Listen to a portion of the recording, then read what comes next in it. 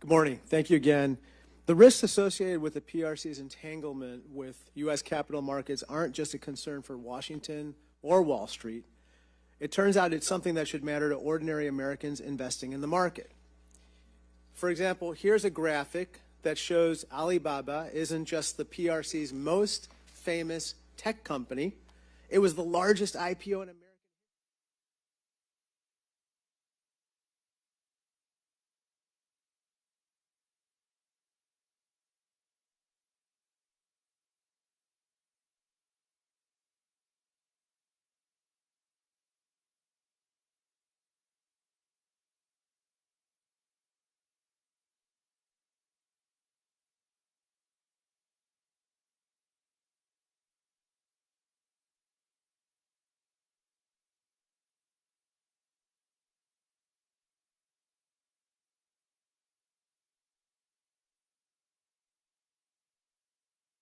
Stevenson Yang, in a 2021 Forbes article, you said that this VIE structure is, quote, clearly illegal under Chinese law, right?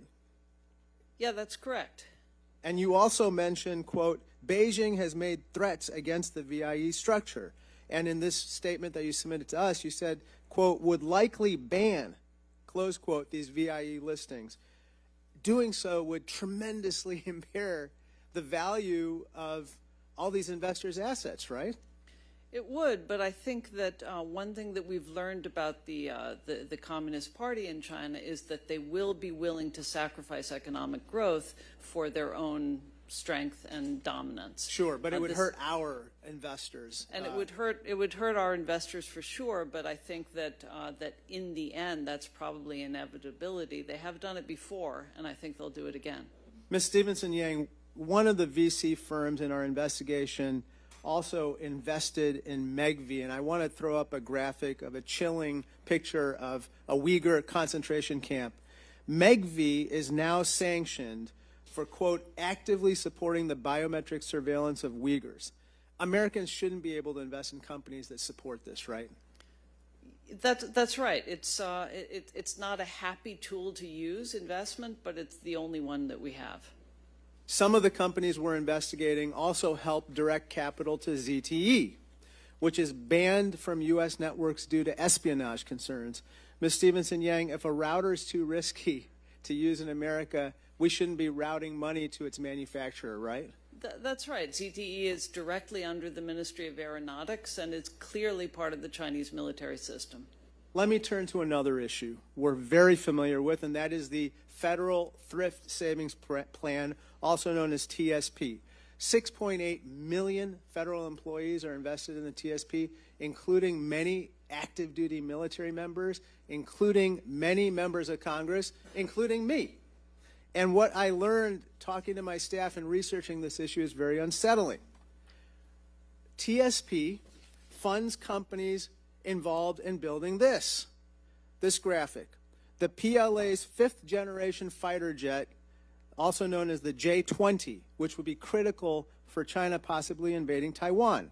It's manufactured by a company called AVIC, A-V-I-C, AVIC. TSP offers index funds which invest in subsidiaries of AVIC, which is under U.S. sanctions today. Again, Ms. Stevenson Yang, most federal employees probably have no idea that their money is potentially invested in these companies, right? That's correct. It turns out multiple TSP index funds also invest in something called Huafu Fashion Company, which is sanctioned for using forced labor. But what I don't get is that the TSP's board seems fine with this.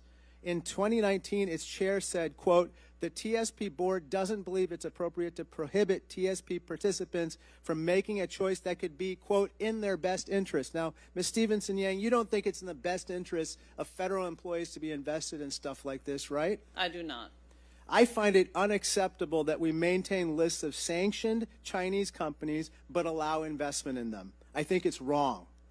Now some of our critics of this committee have written op-eds claiming that even investigating these kinds of issues is, quote-unquote, overstepping the committee's purview and, quote, egregious overreach. But frankly, the only thing that's egregious is Wall Street's continued investment in companies that the U.S. government has literally sanctioned for CCP human rights violations and espionage. I yield back.